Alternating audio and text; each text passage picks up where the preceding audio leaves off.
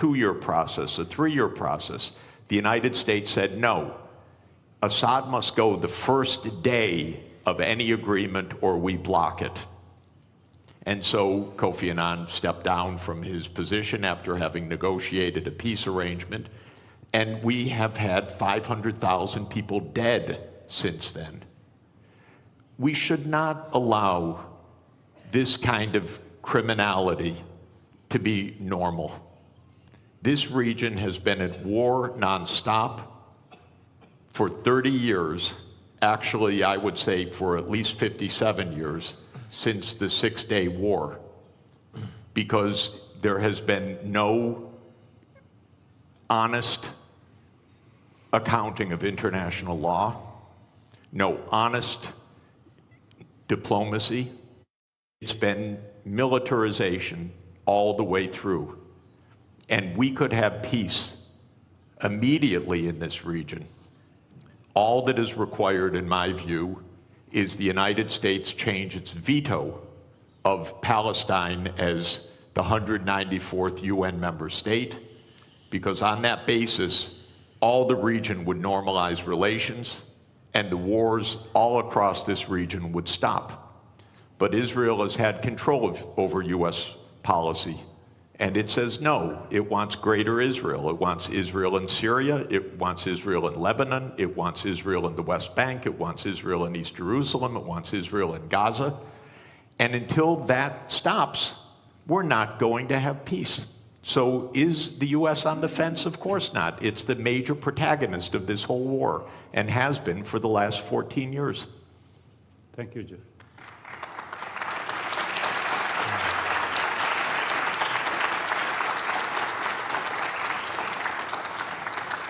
So before we go to the floor, I am going to speak now to Carl. So we have about 9 million Syrians who have been affected. 3 million have severely food shortage in Syria. And the World Food Program has reduced or has been not loop. We are asking an administration to fulfill certain duties, but the most important duty towards its people is not being enabled for them to fulfill. So don't you think that we are, all of us are moving in a vicious circle? Well, thank you. And first, thanks to the organizers of this important event. I think putting attention to the urgency of delivering on Syria's reconstruction and recovery is really critical. It is a now or never moment in Syria, and the investment needs to be stepped up. You know, the World Food Program is on the front lines in Sudan, in Gaza, in Yemen, in all the crises across the globe. And in all of those, the situation, if anything, is deteriorating. The one exception we now have is Syria, where there is a window of opportunity for improvement. And a lot has changed in Syria over the past 4 months, as we heard. But what has not changed is the suffering of the people, and particularly the most vulnerable. I was recently in Homs speaking to women who basically said that at the peak of the fighting, the situation for them was better because they had food to put on the table of their children, and they don't now. And this is 4 months after the transition. As it comes to WFP, 3 years ago, we were able to assist 5 million people.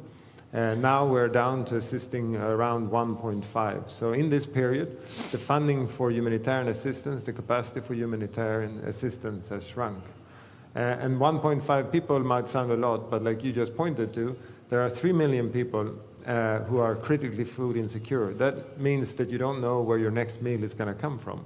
So, you know, there is 3 million people who are in that category, and we are just able to assist half of them. And that 1.5 million who are not assisting, these are widowed mothers with more than 5 children, disabled people who have frankly nowhere to turn. So the suffering is deep and real. The capacity is there to deliver. As for WFP, we have field offices across the country. Throughout the war, we've been working in all areas.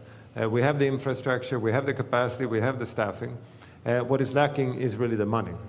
There are three areas that we would like to invest in. One is the more urgent need in putting food on people's tables.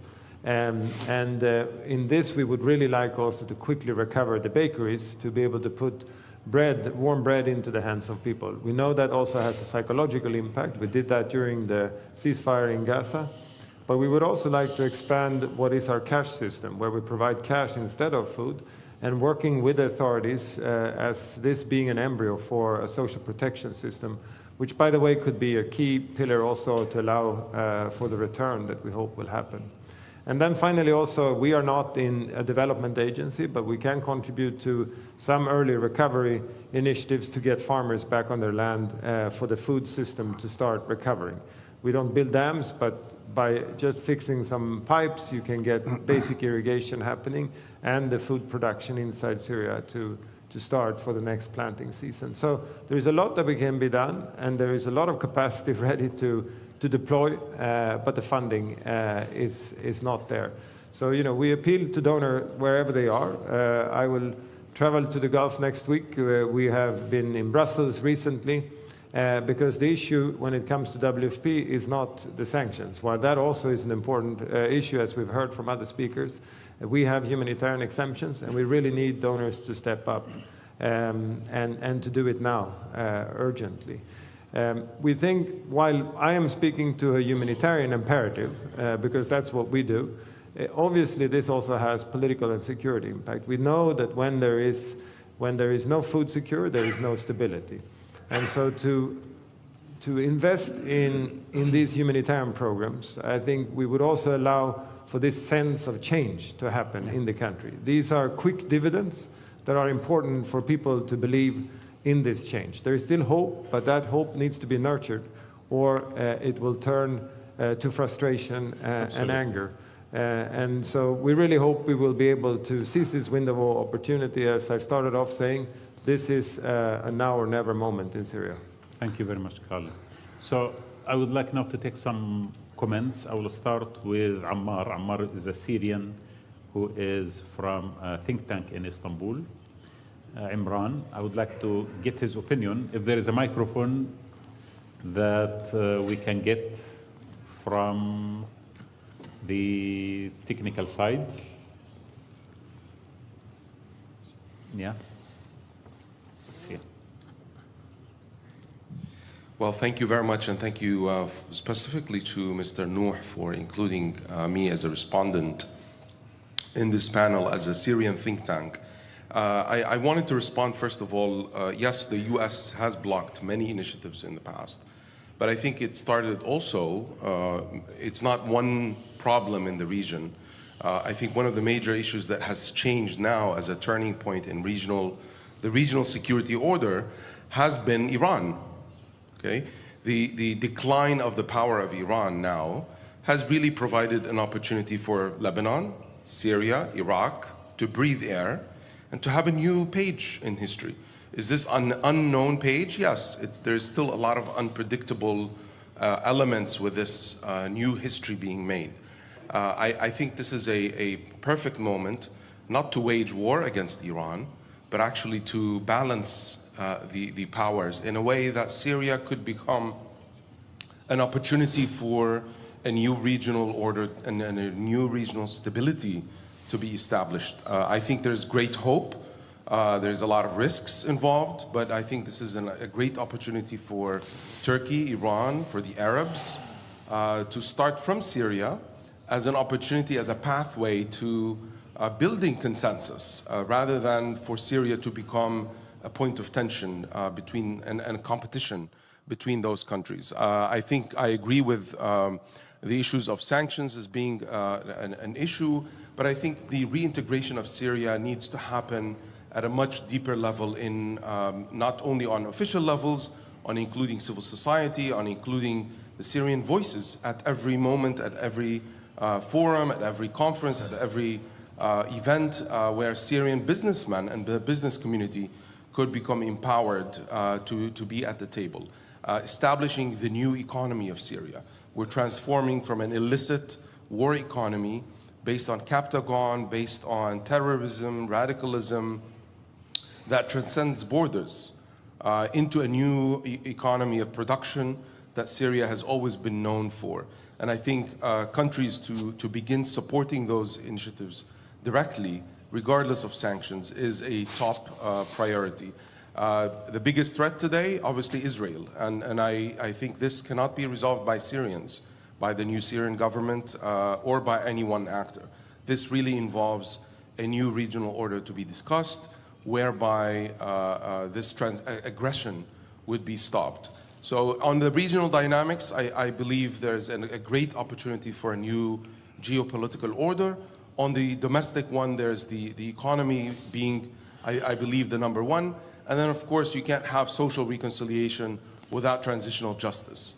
I think those are essential elements on the domestic level to rebalance what happened in the coast, is that transitional justice has not started.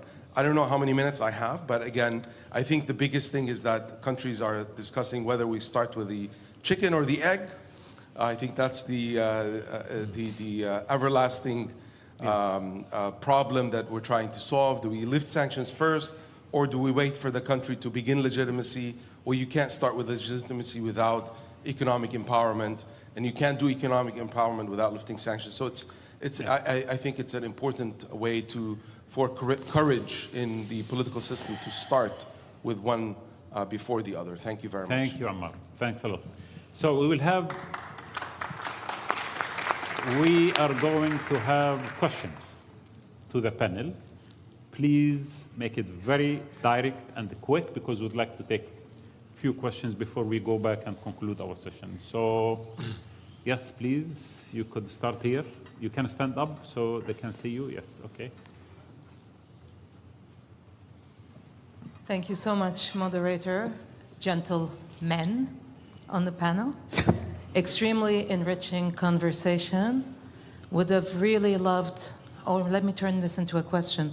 Why aren't there Syrians on the panel? I heard Dr. Nuh that the foreign minister is gone, but surely there were other Syrians worthy of being on the panel.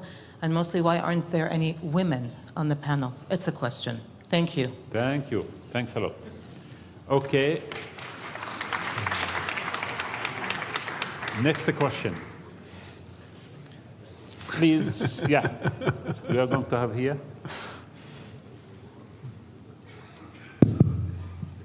Thank you very much.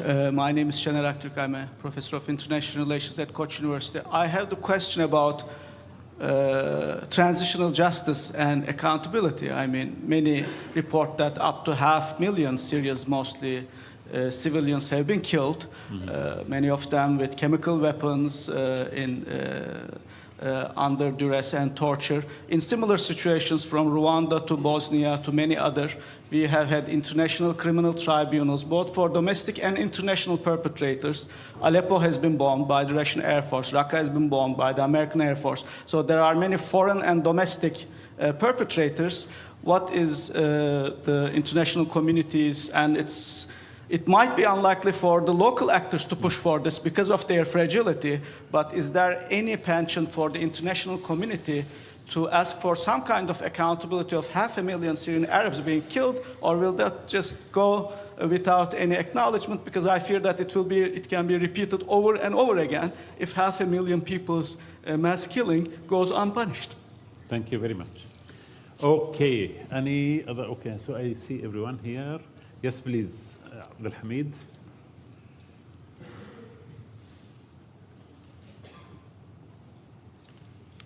Thank you very much, friend Waddah and the panelists. My name is Abdul Hamid Sayam. I am a journalist for Al-Quds Al-Arabi. I am a former UN staff as well. And I want to ask you, Mr. Sachs, that you just gave one explanation to what happened in Syria. It's a conspiracy theory by the US. So the millions of Syrians who went to the street calling for the downfall of Bashar al-Assad, they don't count. Those who went into the street saying Silmiya, Silmiya, those they paid their price, Ghayath Matar and Hamza al-Khatib, and all these young Syrians shouting in the street in millions. They don't count. Yes, I agree, there was a conspiracy, but not in the beginning, after maybe, of how they diverted the Arab Spring. But The Arab people were fed up with these dictators, and they went to the street, not only in Syria, but in Tunisia, in Egypt, in Libya, everywhere in Yemen. But then the conspirators started their job then, to divert it, to end up with this kind of ruthless dictator.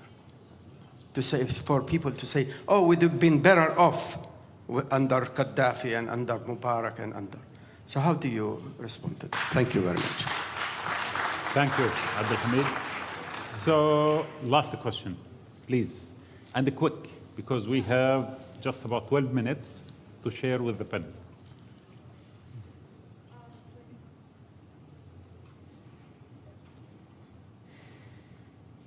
Hi, everyone. My name is Sukanya. I'm from India. I have two questions. First of all, good morning. One is to the Deputy Foreign Minister that how do you justify like Ankara's operations in Syria amid criticism that, you know, they violate Syrian sovereignty and could escalate regional tensions? And my second question is to Mr. Sachs. If you could speak a little bit about the Qatargate issue, and you obviously spoke so much about Israel and you know how it's violating ceasefire rules, etc. But also Hamas isn't returning the hostages, and which is prolonging the war. And Qatar is still hosting so many you know Hamas people, and the Palestinians have now finally started. You know, protesting against the Hamas government people. So what do you have to say about that, these two questions? Thank you. So, okay, now we have 3 minutes each, by the way, so then we have to conclude. So we'll start with Noor. Okay, so first of all, we should really see that Israel in the region works as a strategic destabilizer. So that's a different kind of force that really creates that destabilization to really profit from that.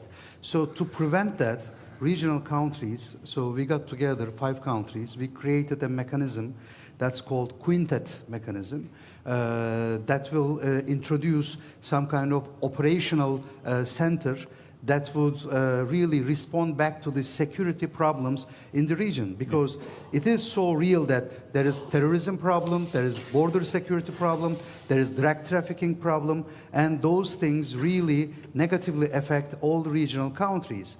So in order these problems not to be abused, so 5 countries, Turkey, Iraq, Syria, Lebanon, and Jordan. So we got together in 9th of March in Amman.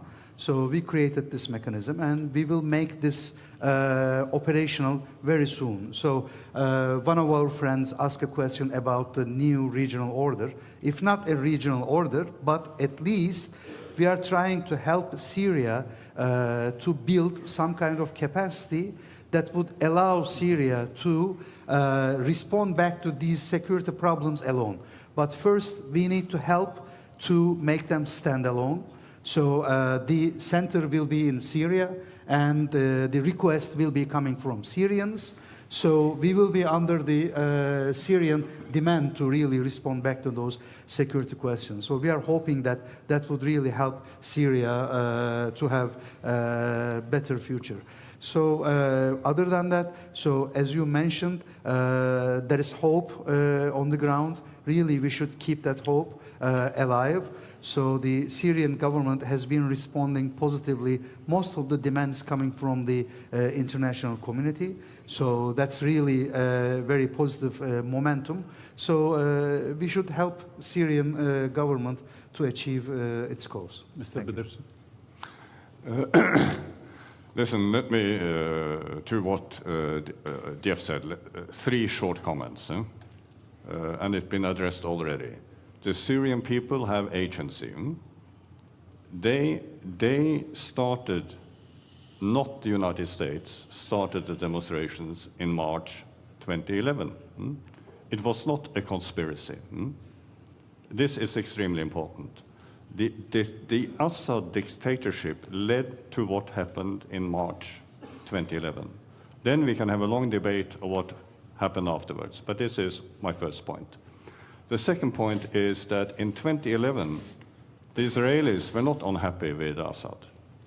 They thought he gave them what they wanted. He gave them a quiet Golan. Then there were a few other issues that we can discuss. But let's not distort what was actually the situation in 2011. This is very, very important. Then on the 2012 efforts of Kofi to have a peace deal, what actually happened was that, as you remember, Jeff, there was an agreement in Geneva, supported by the United States and Russia, the so-called Geneva Communique, where they actually agreed on what would be the road forward. I think it's quite a far stretch to claim that it was the United States that prevented that agreement from being implemented. Again, the Syrian people have agency. Assad had agency. And, you know, I dealt a few years with the Assad government. They were not prepared to move an inch, not an inch. And in the end, there was a dissatisfaction from Russia, from Iran, from the Arabs, from Turkey, and from the Syrian people. And what we are seeing, what happened from the 27th of November to the 8th of December was not a decision in Washington, it was not a decision in Ankara, it was not a decision in Doha, it was the combined consequences of 14 years of war and conflict and the failure of Assad's policies. And did many things happen in between, you know, Arab intervention, Turkish intervention, American interventions? Absolutely, absolutely. But again, let's not take away the agency for the Syrian people to what is happening in Syria. Do they need the international community, as I started by saying? Absolutely. Do we need to see an end of sanctions? Absolutely. Do we need to see an end of Israeli attacks? Absolutely. But again, the Syrian people front and center. Thank you very much. Thanks. Mr. Sachs. I gave you the platform. Yeah. Yeah. I am not discussing the agency of the Syrian people. I'm discussing the opposite. Do not be naive. Do not think that 600,000 people died because of Assad and the protesters. This was a war. Wars are expensive. They require billions of dollars. They require armaments. And I'm not talking about a conspiracy theory. I'm talking about a conspiracy. And you should know. Everybody go look up Operation Timber Sycamore. Understand what happened in your region. And if you think that calling in the CIA is going to do the bidding of agency in this region, you are sadly mistaken. This region has been manipulated by Britain, France, and the United States for 100 years since the Versailles Treaty. It will not have safety or peace until the United States is out of this region through manipulation and war. You all say, well, it's Israel doing this. It's the same thing I'm talking about. It's the same reason for Operation Timber Sycamore. It's not an independent fact. It's the reason why this happened. I'm the last to denigrate agency. I'm telling you exactly the opposite. If you think your big friend, the United States, is going to do your bidding and help you get your way, empires divide to rule. They are not doing the bidding of Turkey or Syria or Lebanon or anybody else in this region.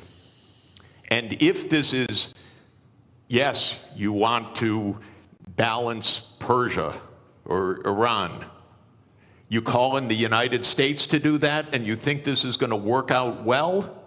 It's not going to work out well. This region has three major powers: the Arab world, the Turkish world, and the Persian world. It's been more than 1,000 years this way. I said to Iranian diplomats that Iran has been 5,000 years. I was corrected, 7,000 years. It's a long story. You don't need the United States to pull the chestnuts out of the fire. And don't believe that this happened because of agency of the Syrian people. I'm sorry, I'm not denigrating the Syrian people, just the opposite. I know what happened. I know what my country does. I suspect most of you do too. And it should not be ignored, because the wars are going to continue until we have real agency, not pseudo-agency. And by the way, there is no international community. We're trying to make one, but it doesn't exist right now. That's the tragedy in this world. There is no community.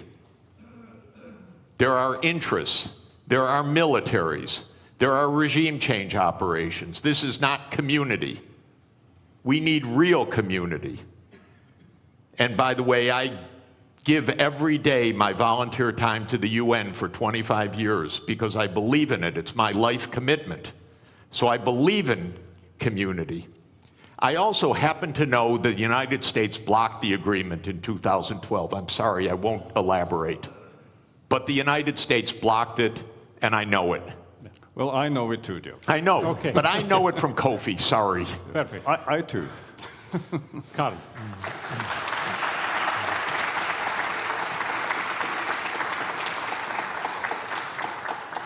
Yeah, maybe just to bring back to the people who certainly has agency and is suffering. I think there is a general sense now out there that everything is getting worse and there's nothing that can be done. And I think my main point here today is that that might be true in many contexts, but in Syria that's not true. In Syria there is now an opportunity to make a difference, and we know how that difference can be made. And what we suggest is to, while there needs to be efforts in parallel, really start with alleviating the suffering of the Syrian people. It can be done in concrete ways. There is surplus grain in Ukraine that can next week be shipped to Turkey to be milled and brought to bakeries, to have them start within the next couple of weeks to put bread and fresh bread into millions of Syrian hands. And so, there are concrete things that can be done tomorrow, and frankly, the cost of that is minimal if you compare to the broader scheme of things here. So that's our appeal, really, to invest in the Syrian people, to do it now and to do it concretely. Thank you very much, Carl. And let me just make my final comment on this, if you allow me. Humiliation is one of the most serious factors when humiliation affects nations with depth of civilization. I think China is a great example of that. Japan as well was a great example of that. This region has gone through a century of humiliation that has never been seen before within the configurations of a civilization that one day thought of itself to be one of the most important civilizations. Since Versailles, since the collapse of the Ottoman Empire, the vacuum created in this region led to dictatorship, led to international interference in our land, to fragmentation, to artificial boundaries and borders, to artificial ideologies that were never brought up from within the soil of this earth. What we have been through in 100 years is horrendous. And if we are going to move forward, yes, I agree that we need to own our own destiny. But before that, we need to detoxify our brains as well from being only just followers of the Western powers in particular and the international powers and seeking solution in Washington or in London or in Paris or wherever it is. So yes, I think this region has resilience, and this region has civilizational depth, and this region will regain eventually its destiny. And I think what we are seeing in the next few years and decades is a new generation of people who are aware at least of what has happened to them, to their fathers, to their grandfathers, and I don't think they will accept to continue living under this kind of humiliation. So Syria will be stabilized by the people of Syria. Definitely, they are very creative. This is a country where all civilizations in this part of the world has met. This is a country that was manufactured by the most important ideologies, religions, thoughts, and the trends of history. So it is going to own its destiny, and the whole region is going to do the same as well. And when that happens, a new order is going to be created. Bravo. Thank you very much. Thank you.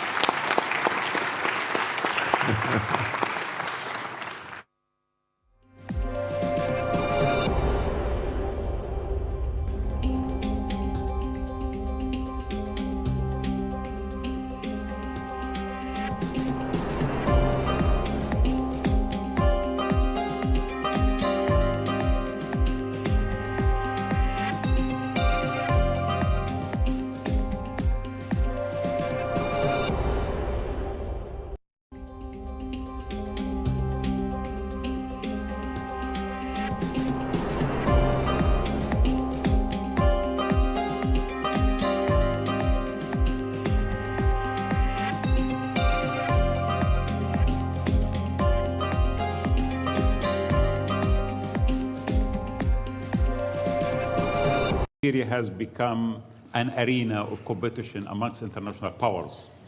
And because of that, the Syrians suffered a lot.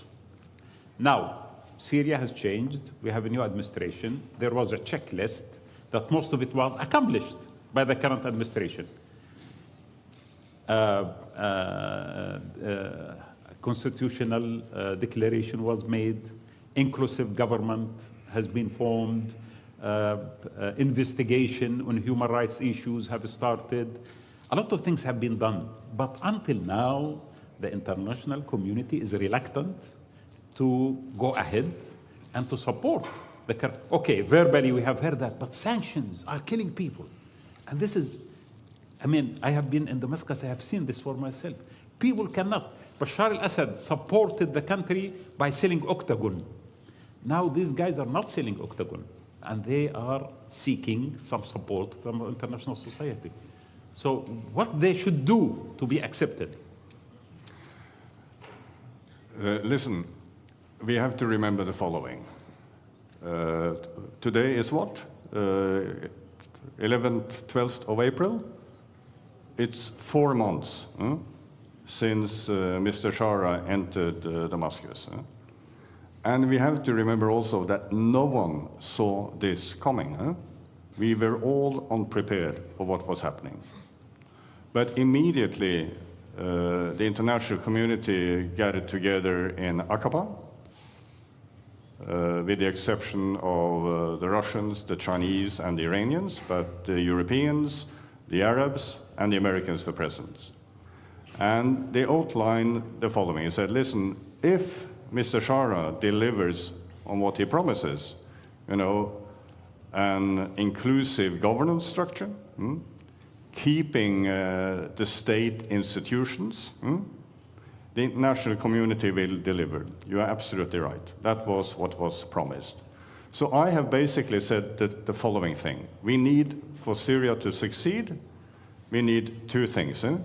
We need Mr. Shara and his government to deliver on their promises, and there needs to be real deliverance. And then I have added in brackets, listen, let's remember the following, that transitions, you know, from one system to another, you know, from a dictatorship to another, we've seen it many places around the globe. And we have hardly any successful results on transitions. So we need, why is that? It's a combination of factors. When it comes to Syria, the important thing was that Mr. Shara took over a broken country. It was a destroyed country when it comes to the economy, when it comes to social cohesion, the lack of trust between different communities. Absolutely everything was destroyed. So at one level, we have to understand that things will take time. But on the other side, we need also to tell Mr. Shara openly, as we are doing, that you need to make sure that what you are doing is seen by the Syrian people, that you are really delivering on your promises. So, and here may and it's important that we are honest in the description of this. So what happened on the coast was a serious setback for Mr. Shara's ambitions, to have peaceful solution to conflicts, to have inclusiveness to all communities in Syria, and to make sure that they can continue to develop towards a stable society. Because the Constitutional Declaration was obviously an improvement of what has been. The new government is obviously an improvement of what was before, and it was welcomed by most of us.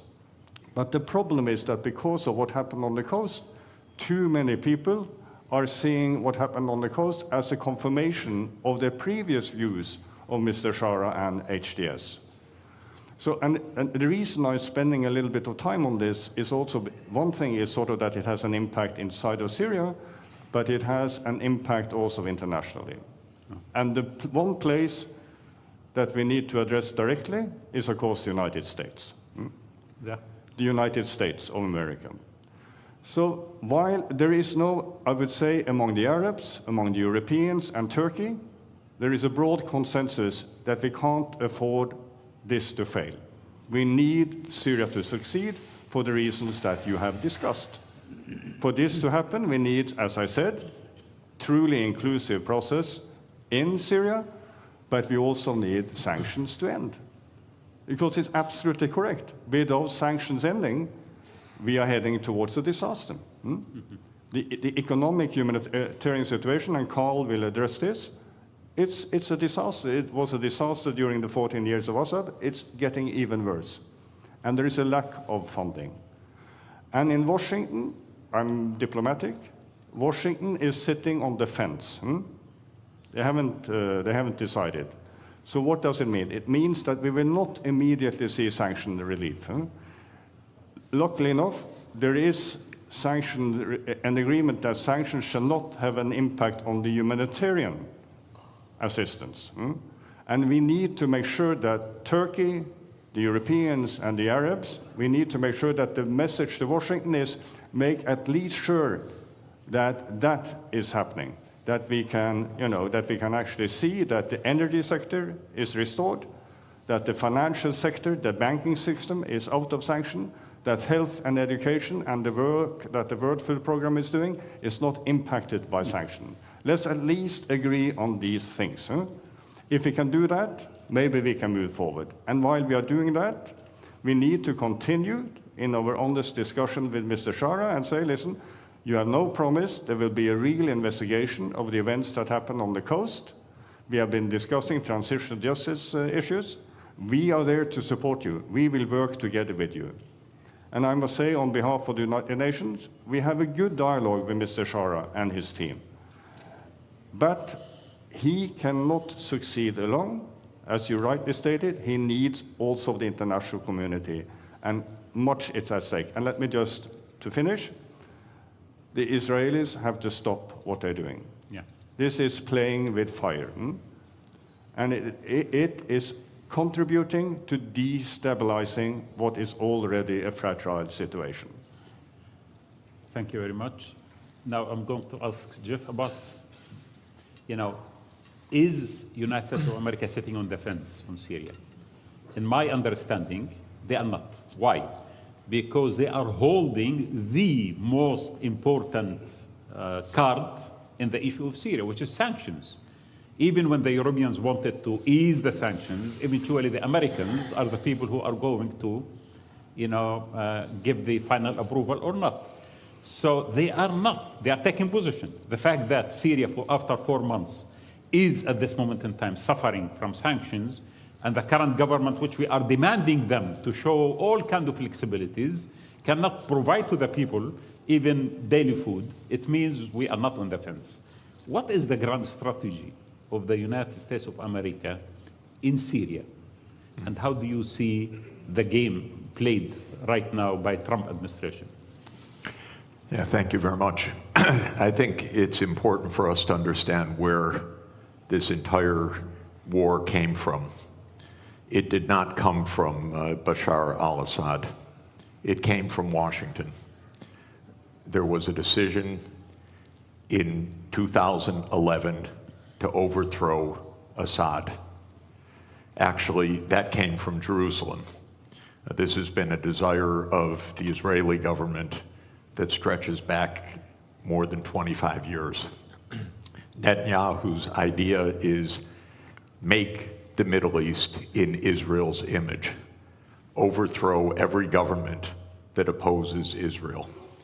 He's had a friend in that, and that is the CIA and the United States government. So this war in Syria did not come from Assad's repression. It did not come from Assad's dictatorship. This war came from a presidential order by Obama to overthrow Assad, starting in the spring of 2011. We have a name for this program. It was Operation Timber Sycamore. The United States, together with other countries in this region, trained fighters, especially